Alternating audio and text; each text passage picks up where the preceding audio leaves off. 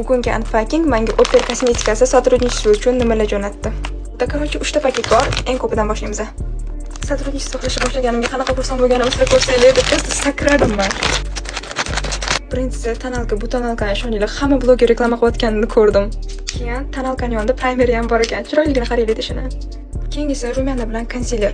Bu rumyana bilan konsiler eng favoritim bo'lishini men shunday bildim. Mana rangini qaranglar, chiroyligini. Rumyanasi blyoskali ekan. Keyingisi mana nima deyilardi? Opera tushi va podvodka. Menga o'sha namyoq berishyapti, strelka chizishni o'rganishim uchun. Va shu o'rgana olmayman. Tushi kichkasidan bo'linyapti, dush takoyligi.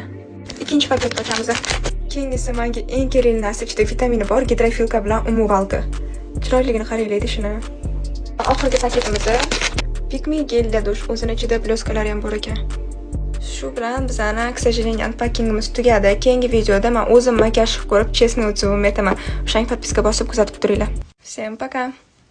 So'rashinglardan oldin aytib qo'yaman, ustimdagi Amerika sviter bilan padmast qilib ro'mollar o'zim magazinimdan olganman. Profilimga kirib, zakaz qilsanglar bo'ladi.